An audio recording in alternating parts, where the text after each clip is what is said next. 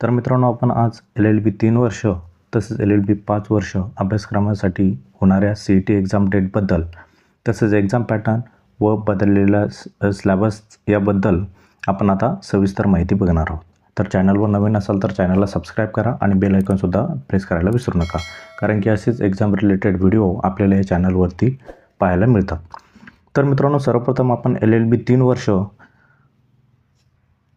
तसेच LLB 5 वर्ष यांच्या होणाऱ्या CET डेटबद्दल जाणून घेणार आहोत. तर LLB 3 वर्ष यासाठीची CET ही 3 मे 2025 व 4 मे 2025 या तारखेस होणार आहे.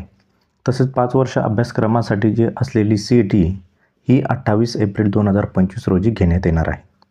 तर आपण आता एक्झाम डेटबद्दल तर आपण बघितलेलं आहे.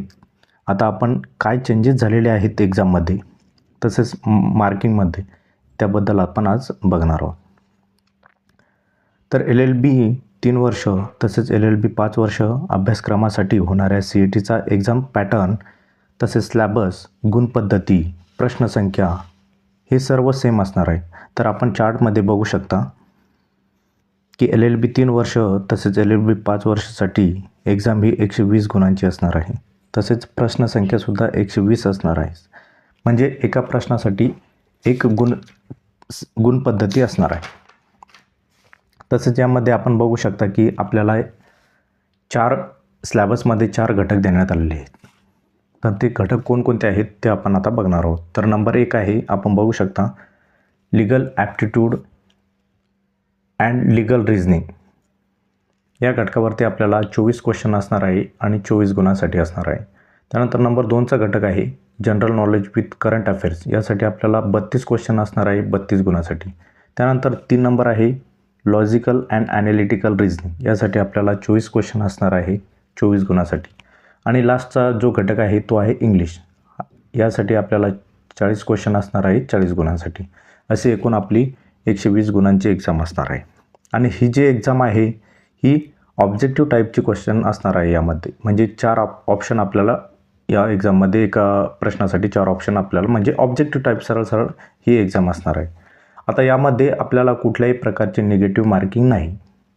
तसेच या 120 गुणांसाठी आपल्याला 2 तासाचा वेळेचा अवधी देण्यात आलेला आहे, म्हणजे 120 मिनिटे. आणि ही जी एक्झाम आहे ही मराठी आणि इंग्लिश या दोन्ही लँग्वेजमध्ये होणार आहे. आणि एक्झाम ही ऑनलाईन बेस असणार आहे. म्हणजे आपली जी एक्झाम आहे ही आपल्या कम्प्युटर सिस्टमवरती होणार आहे. तसेच क्वेश्चन आपण बघितलेच मराठी व इंग्लिशमध्ये असणार आहे, त्यामुळे आपल्याला काही प्रॉब्लेम नाही. तर आपण आता थोडक्यात सर्व गोष्टी LLB 3 वर्ष आणि LLB 5 वर्षासाठी आवश्यक असणाऱ्या सर्व गोष्टी बघितल्या. तर या गोष्टीकडे आपण आवर्जून लक्ष देणे खूप गरजेचं आहे, कारण की अगोदर एक्झाम देण्याच्या अगोदर आपल्याला एक्झाम ही कशा पद्धतीची आहे, किती गुणांची आहे, किती कालावधी आहे, त्यानंतर सिलेबसमध्ये कोणकोणते घटक आहेत त्याबद्दल माहिती असणे खूप गरजेचं आहे. तेव्हाच आपण एखादी एक्झाम चांगल्या पद्धतीने प्लॅनिंग करून क्रॅक करू शकतो. तर चला, आजच्या व्हिडिओमध्ये एवढेच सांगू इच्छितो. भेटूया पुढील व्हिडिओमध्ये. धन्यवाद.